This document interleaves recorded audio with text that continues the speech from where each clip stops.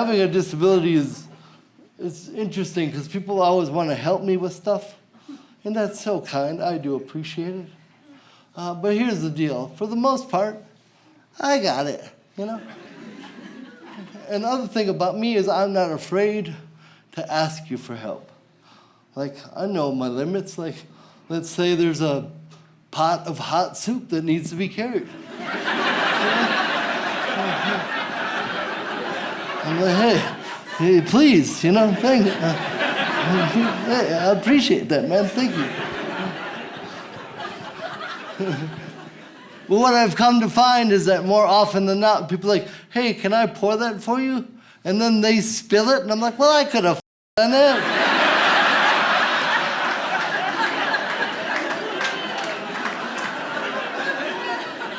And you robbed me of my independence.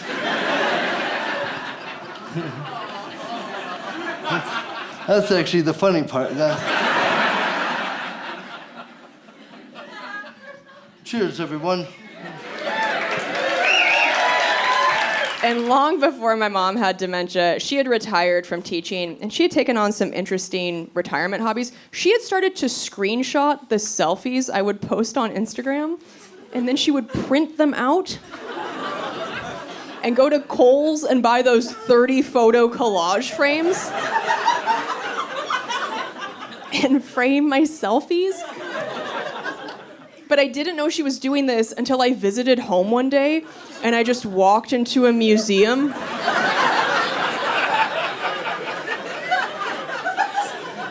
Of my narcissism. And my mom crept up behind me. She was like, "Do you love it?"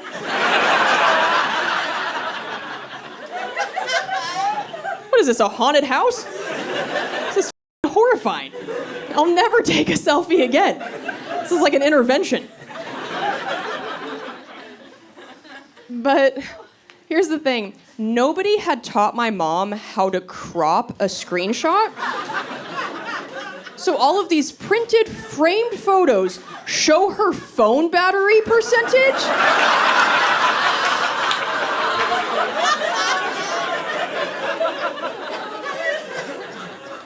If somebody texted her as she took the screenshot, it's up there.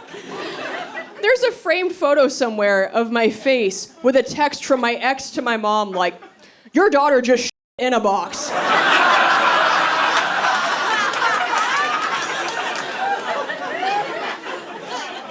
Please advise. Planet Earth was my go-to COVID show. We all had that show during the pandemic that just helped us escape. And I travel all the time, so once that was sucked out of my routine, Planet Earth was this, saving grace of like, dude, look at all these beautiful places the country provides that I might not ever get to see live in the flesh again. And David Attenborough, to me, has the best pipes in the biz. This guy narrates out of these amazing views. But even his commentary was getting too raw for my taste because the chaos that was happening outdoors was bleeding into his narration. He was not immune from what was happening. It was like, Tasmania is a world apart. And just like any other sanctuary this side of Australia, winter means a struggle for survival. As the snow wolf fights for food, the platypus finds shelter in a nearby cave, which provides the perfect place for him to kill himself in. Why would he do that, Dave? Because, Adam, COVID-19 is running rampant. Monkeypox is just around the bend. Debt is at an all-time high. Jobs are at an all-time low. And who knows if a vaccine will be here soon enough to save us. I myself am not vaccinated. I didn't get Pfizer, Moderna, or Johnson & Johnson. I went to Costco and got the Kirkland brand vaccine.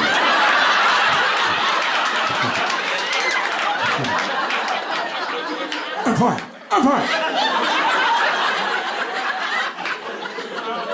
If you did get the Johnson & Johnson, may God have mercy on your soul. That is a roll of the dice that nobody should. It's never a good sign days after you get injected with anything and the government comes out and they're like, you didn't take all of it, right? I mean, we still got some bubbles to work out, baby. If you don't want to go bungee jumping, hear the guy behind you at the edge of the cliff go, whoa, don't go yet, it's not ready! There was a thing I read recently that was, there was a woman in Decatur, Georgia, She heard some buzzing. You're gonna love this one then. She had 120,000 bees living in her ceiling. This is true. You can Google it later. Just put in 120,000 and bee, it'll autocorrect bees. And I don't know about you guys, Denver, but I feel like if I see 5 bees, I'm like, there's a lot of bees here. We should do something about our bee problem. But you know, me, maybe I'm some liberal coastal elite mother who notices bees, you know? Well, let's say 10,000 bees. Wow, 10,000 bees coming and going from your house, doing what they do, eating leaves and I don't know much about bees' lives or what they eat. That definitely seems like enough bees to be like, bees. No? What about 20,000 bees? That's 2 times 10,000 bees, which already seemed like a lot to me. No? 30,000 bees? I talked to a bee person. 30,000 bees is 9 pounds of bees. That's a healthy baby boy of bees. Definitely seems like enough bees to be like, we have bees here. No? 40,000 bees. 40,000 bees. That is a golden doodle of bees. Woof, woof. There are bees here. No, we're not noticing them yet? 50,000 bees. 50,000 bees. That's Dodger Stadium of bees. Each bee has its own seat. Adorable, but a lot of bees. Empirically, a lot of bees. What? 60,000? What are you talking about? 60,000 bees and we haven't noticed them? That's a Nissan Juke filled with bees. They're packed in tight. They're holding each other, tip to tail, tip to tail. They could drive the thing if they could figure it out, but they can't because they're bees. Nary a peep from this woman at 60,000 bees. It takes 2 Nissan Jukes filled with bees before this woman is like, there appear to be bees here.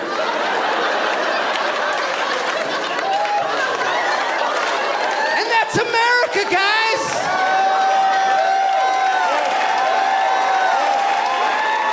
And if you get to the point in your life when you wake up one morning and think, you know, I need a chimp. You're doing too much. Chimpanzees are horrible animals. If you've ever read a newspaper story about someone who's been attacked by a chimpanzee, the wounds are always horrific. And they're always the same. Because chimpanzees are born with this thing called an attack protocol. Chimpanzees are born knowing how to kill you. The first thing a chimpanzee does when it attacks you, and I'm going to tell you, I want you to know.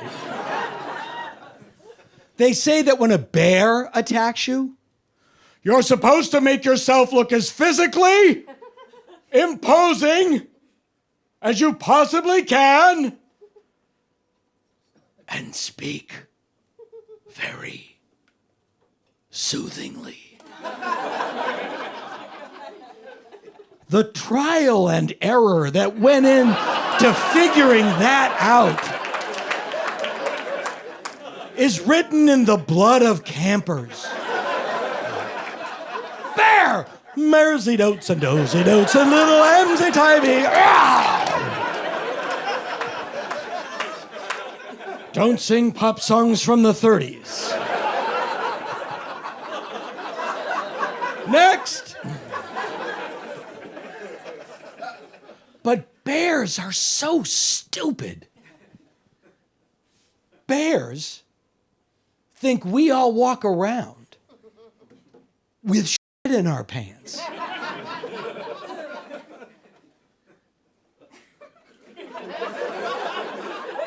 Because everyone they've ever caught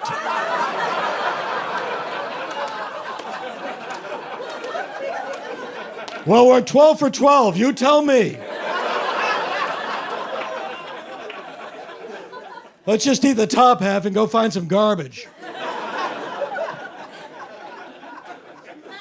Should we tell them we speak English? Why? So we can talk about the shit in their pants?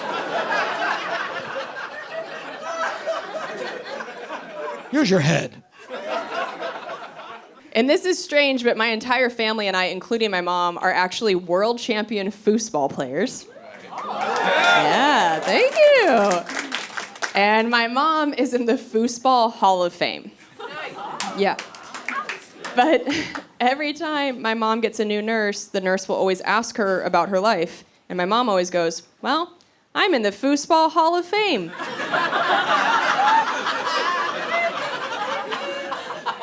And every nurse goes, sure you are.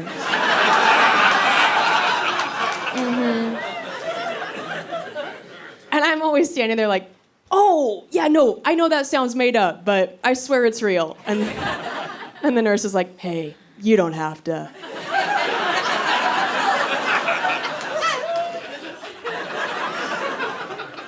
And I'm like, lady, I swear to God, I can show you her trophies, I can show you a video of her playing. And that's when the nurse starts to look at the other nurses like, oh, does the daughter have dementia too? It's like a T-Mobile family plan of dementia. It's like too weird to believe. And my mom growing up was also somebody you did not want to cross. My parents got divorced in the 90s, back when there were home phone answering machines. And before the divorce, our answering machine message was my dad saying, you've reached the Cooks, please leave us a message. And then after the divorce, my mom had changed it to her just blasting Alanis Morissette's You Oughta Know.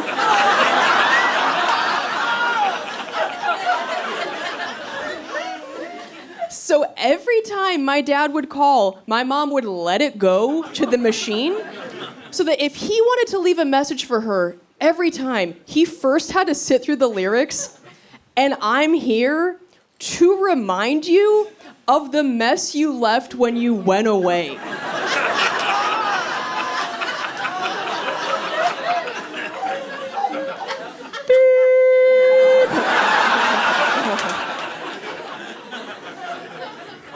I mean, that's a bad move right there. That takes balls. Because it's not like that was just the message for when my dad called. That was the message for literally anybody who called our house. So after a while, we started to get messages from people like, hey, this is Dave from Blockbuster. And, I'm here to remind you.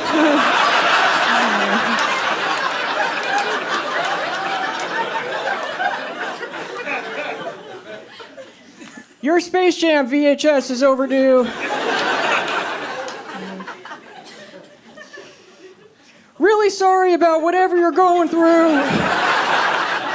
First off, I realized when I moved back to the suburbs, I came in with the wrong energy because I came in with city energy. I was living in Los Angeles for just about 17 years. And if you, like, city energy, as you may know, like, you just get real used to things that you shouldn't be getting used to. Like, you shouldn't be casual about some of the stuff that's happening. But you do, because you're in a city and that volume just slowly gets turned up, you know, just frog into boiling water until you're just coming in just real loose saying shit like, man, that guy with the sword is out in front of 7-Eleven again.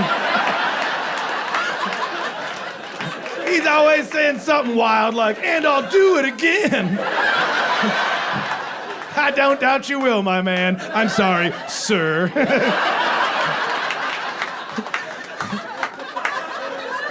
I figured it out. It takes him about 9 seconds to go from the red box machine to the propane refill tank. So if you time it out just right, you can get in and out while I'm seeing you. Makes that Slurpee taste that much sweeter, I'll tell you that. That's a little sugary trophy for you for living. Watch out, though. If he nicks you, you're going to have to get a tetanus shot. That's never any fun. So that's the energy I moved back with. Like, I just came in hot. Because I knew, because we moved there, like end of September, right? And that's when I got into town. I'm like, this is how I'm winning over this neighborhood. I'm gonna move into the suburbs. This is how I'm gonna win over the neighborhood. I'm gonna be full-size candy bars guy on Halloween. That's how I'm gonna be. Everybody loved full-size candy bar guy. As a kid, you're like, that guy rules. Don't egg his house. This guy rules. Everybody loves full-size candy bar guy, and that's how I was gonna start it that first Halloween. I'm gonna be full-size candy bar dude. Here's the thing I did not realize, because I was coming in with hot city energy, is that in the suburbs, when you just show up in the beginning of a pandemic with out-of-state plates, and then just try to be full-size candy bar guy without having children of your own, it has the inverse effect. Just sitting out on my porch under the one light that was working, because I didn't get around to fixing the rest of them, just waving king-size Snickers, going, how can I tell if you're Spider-Man unless you come closer?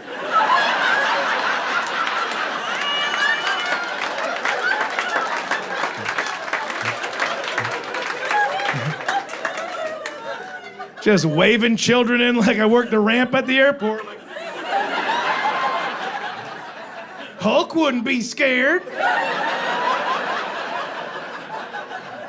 I think about having kids. I do. I'm 37. I could have kids. I think about it. Until literally every time I call my brother, who has 3 boys under the age of 12. Yeah. Every time I call him, 30 seconds into our phone call, his entire life turns into the back half of the film Point Break. We'll just be chatting along, and then out of nowhere, he's like, 1 second, what's in your hands? Show me those hands! One's on the roof, one's on the roof. Where'd you get a Nixon mask? That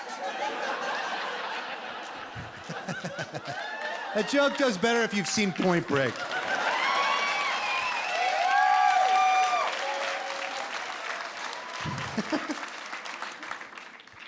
I think it's crazy how quickly in life we separate children on whether or not they have a chance at life.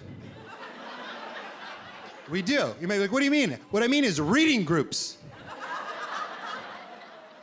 That's when there's 6 and we're like, split them up. These are the maybes and these are just keep them busy.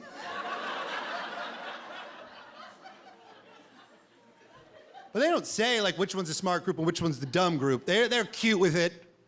They're like, you're the red group and you're the blue group. But even at 6, you know. You're like, shit. My group loves glue. We can't get enough of this stuff.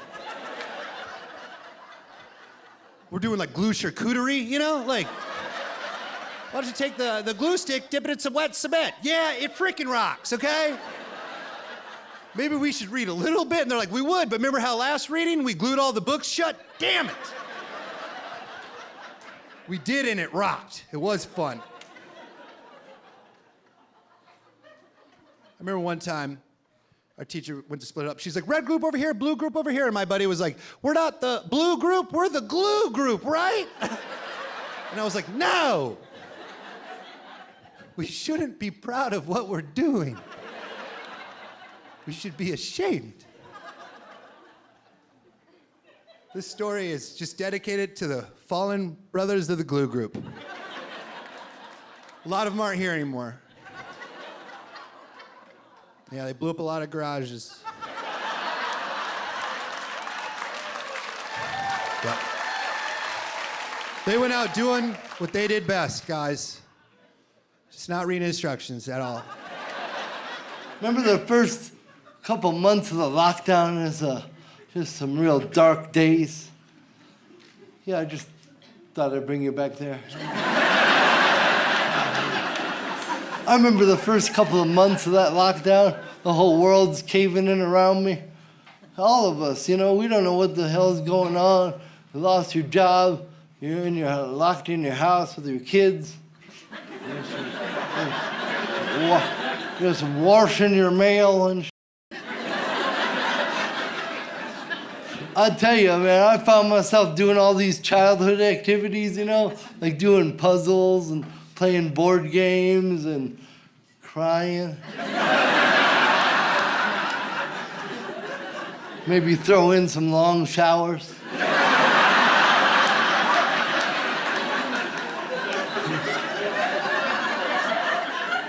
Sometimes I'd cry in the shower. Just multitasking. I'll tell you this about the pandemic, like, I would rather cry than do a puzzle. I'd rather eat a puzzle. 1,000 pieces, no problem. And then in the morning, I at a rustic farmhouse.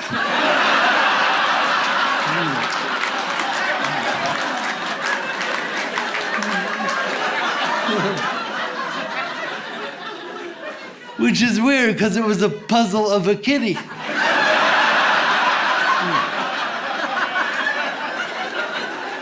Something ain't right down there. Something's off.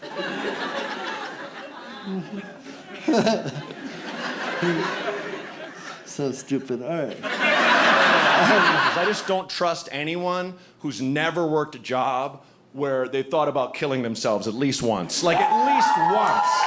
Like, once.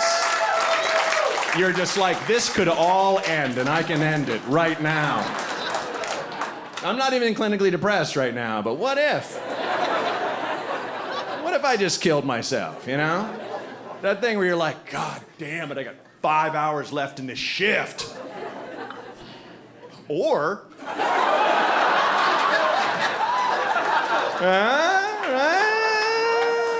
swallow 25 aspirin, I don't know. Whatever it take. When you're bar backing, all you're doing is washing glasses and putting them away. Just stack them, put them away. And there's 2 or 3 bartenders that are slammed, and you're not allowed to make drinks. And there's beers and ice in front of you, and taps and liquor bottles behind you, and people are just like, just get me a drink. Just pour some whiskey in a cup. It's right there.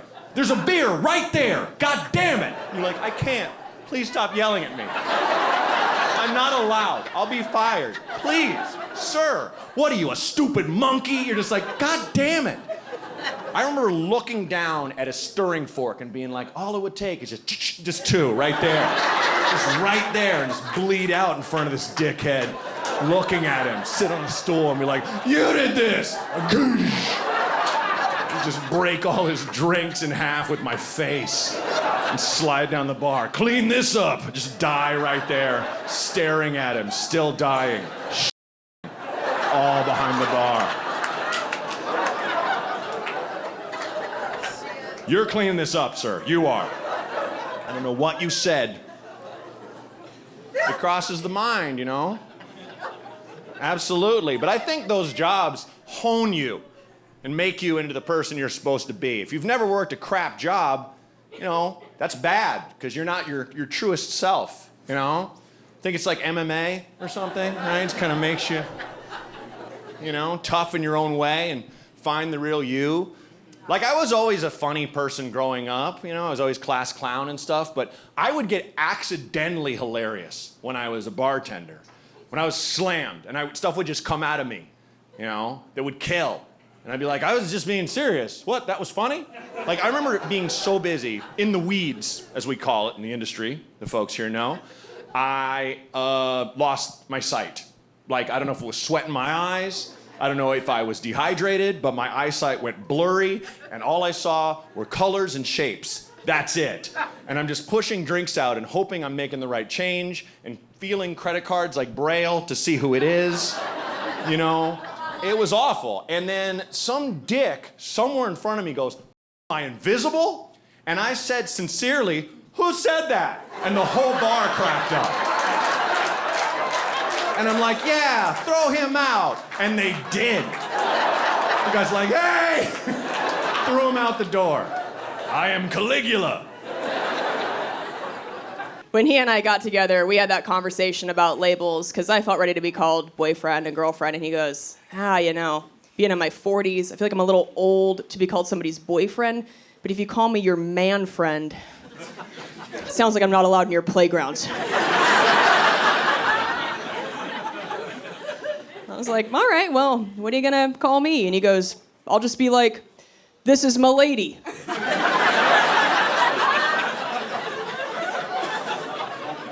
And I was like, well, we're not at a Renaissance fair. So, no.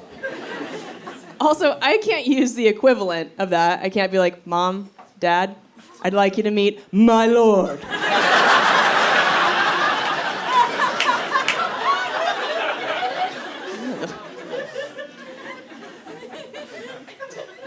And he's also a comedian. My ex-husband was actually a comedian, too. I can't stop right. No, I'm just telling you. My love life is a Chipotle. Just keep the eating and all under one roof. It's very convenient, very farm to table, you know. They're right there. And I wasn't much of a jealous girlfriend in my 20s, but then some switch flipped in my 30s. And now when I see somebody hit on the person I'm with, I just feel myself anamorph into the cast of Jersey Shore. I am ready to brawl.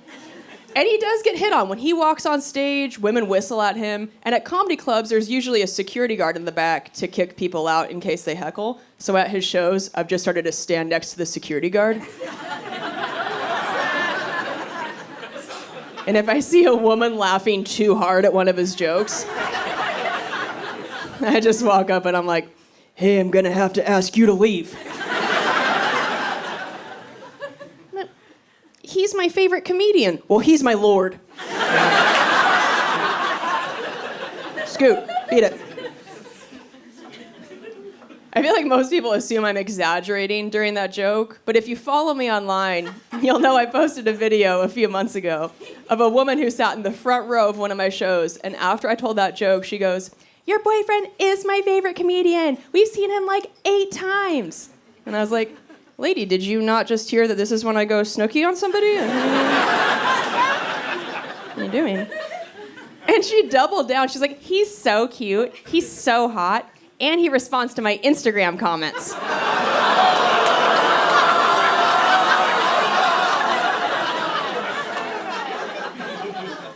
And that's when I took out my hoop earrings.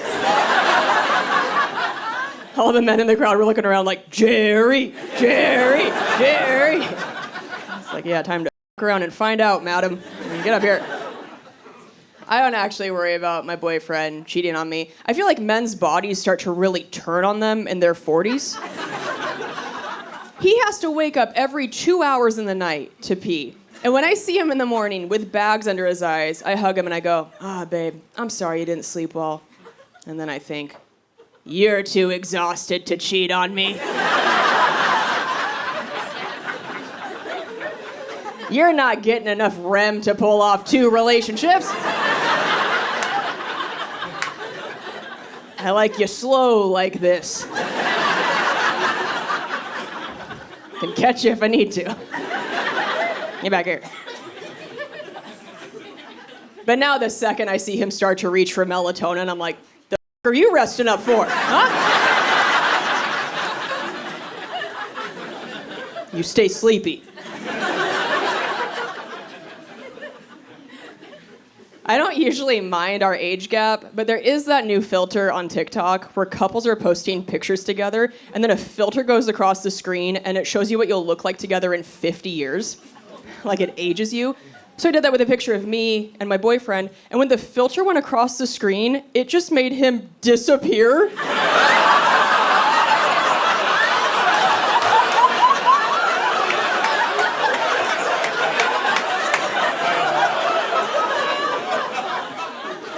It was just me holding an urn. I was like, what? No, please. And my boyfriend was like, I want to see the picture. I was like, oh, my phone died. And so did you. What am I going to do?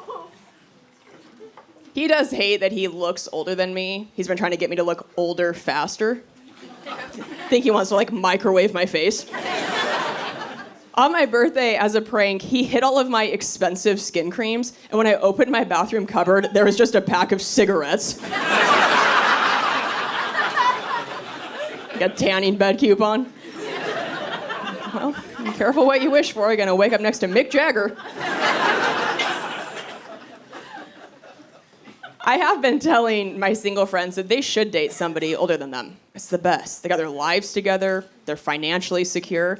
My boyfriend has a lake cabin. You think I give a shit that he has a fake hip? I don't. So I know a lot of you saw me get 3rd place on America's Got Talent. Yes, thank you.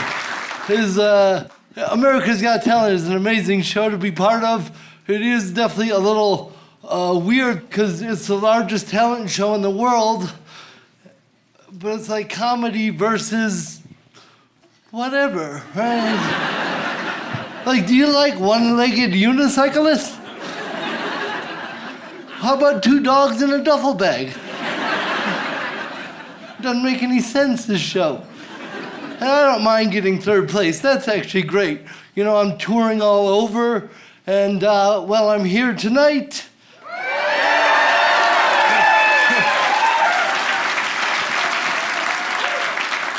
Well, because this is what 3rd gets you. Yeah, f*** you, Hollywood. I'm going to Greenwood Village. Yeah. Vegas can suck it too. I'd rather be here any damn day.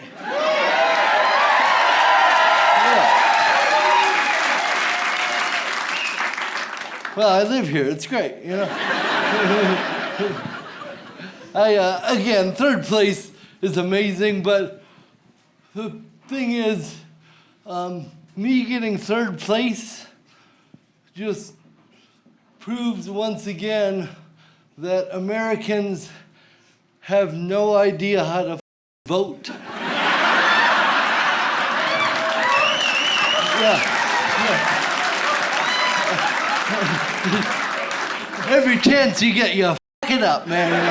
Oh, well, this guy seems like a real dumbass, huh? That's my guy, yeah. America's Got Talent, though, is they want to like get you to say crazy things in these interviews, so they'll be goating me like, so Josh, do you think that you're funnier than a little girl that can sing Pavarotti? I sure hope so. I know I could hip check her in the hallway, and I never wanted to beat up kids more in my life. Little talented, get out of here. I will say this about America's Got Talent: it's very inclusive to the disabled community. Yeah. I mean, some people call it exploitation, but that's...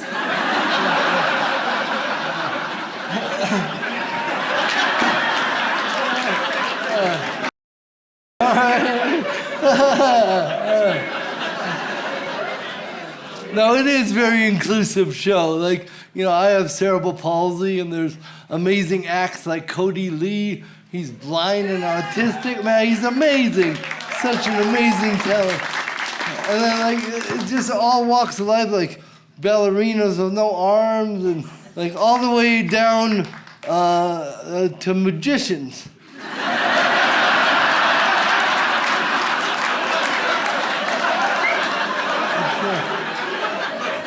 I'm not sure what spectrum that is, but they're definitely on it. Again, I don't mind getting 3rd place. But do you understand how humiliating it is to lose to a magician?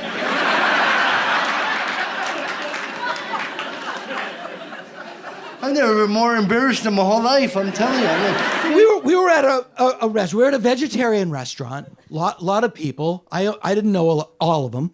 And I did. We're there with a group, and I made the mistake of casually mentioning I was not vegetarian.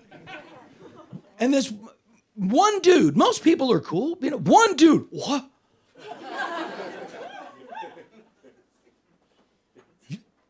You'll eat a steak? Yeah.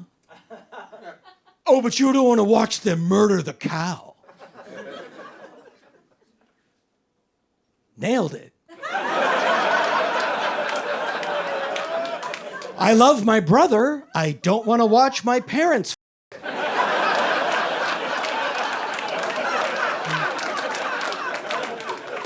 You don't have to drag everything back to the point where it's awful.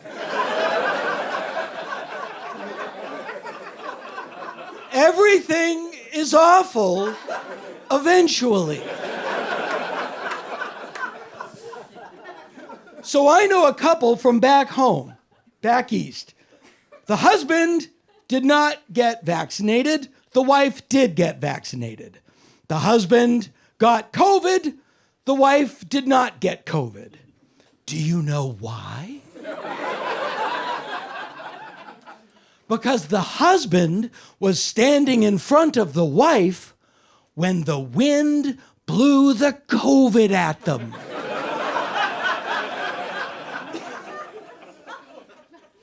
You can be wrong. It's okay. When did that become illegal? You can make a mistake. You don't lose time off of your life. I was at a yard sale, not to brag.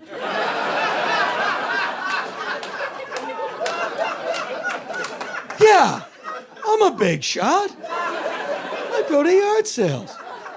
No, we're at a yard sale, and there was this stack of old People magazines. People magazines that were old, not Old People magazine. Not like Matlock Watcher, Denture Enthusiast, and my favorite, Extremely Legal. And there was a People magazine from 1986, and the cover story was, "The Most Respected Man in America, Reader's Poll." You know who it was? Bill Cosby. Reagan came in second. True. We made a mistake. We didn't know. He was the most respected man in America. And then he went to prison. And then they let him out. I think they were afraid he was going to commit suicidalisms. I went to high school in the 1980s. Every guy in my graduating class had a mullet. Seemed like a good idea at the time. You look in my yearbook now, it looks like I went to high school with a lesbian separatist militia.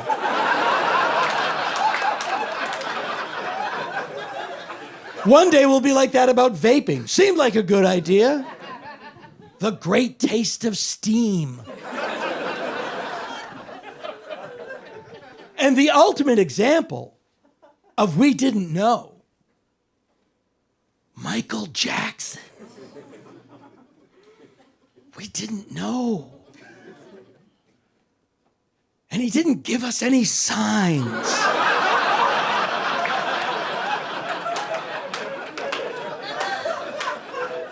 Who would have thought that a glow-in-the-dark skeleton who dressed like Napoleon and lived by himself in an abandoned amusement park with other people's children and a feral chimp would have such a creepy dark side?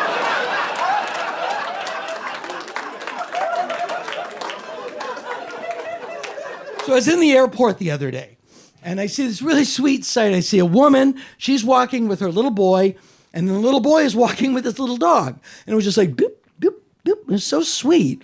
And the only thing that was interesting about it to me was that the woman was covered in tattoos, just completely sleeved on both arms, huge plate across her back. And I understand that's normal now. That's culture. I'm just glad it wasn't culture when I was that little boy.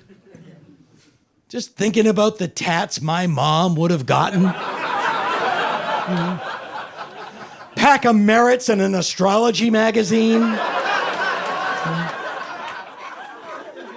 Big Gothic font across her chest. Can I have 5 goddamn minutes to myself, please? And don't think I'm not gonna tell your father what you did when he gets home from work. Although God knows when that's gonna be, because it's Thursday night and he got his paycheck, so he's down at the bar with his friends, buying everybody rounds like we got all the money in the world, and then he's gonna come home and to me that we're broke, like I haven't seen a $20 bill since Johnson was the president. I'm sorry, Mrs. Gould, we're all out of back. Well, find somebody else, I'm still angry. Now, I don't want to be controversial, but I actually think that sports are a treacherous place for little girls. You know, like, I played volleyball against OJ's daughter growing up. Chill, I'm still alive. No, I did. I played volleyball against OJ's daughter growing up after he got out of jail the first time. For murder. It was crazy. He came to like all the games for 2 years after. And I'll tell you what, it was wild being 10 years old and seeing him on the sidelines. Because sometimes after I would score, I'd just look over at him and be like, wow, we're both killers.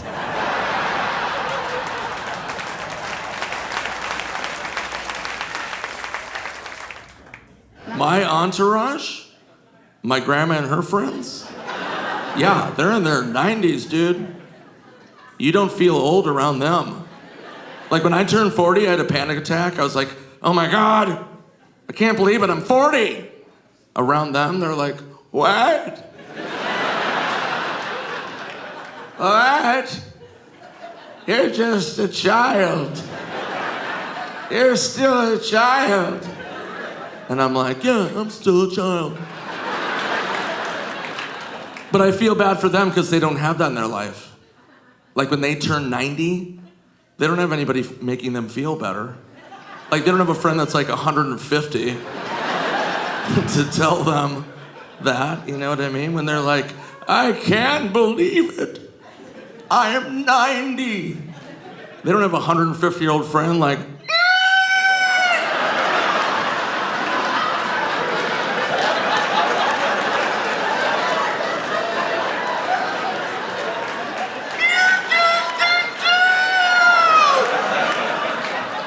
My mom was a pediatric nurse, and so if she didn't have anybody to like watch me on the weekend, she would just like bring me to work with her. You know, it was a pediatric floor. There was a lot of kids there that I would make friends with, and then they would eventually die over and over and over and over and over again.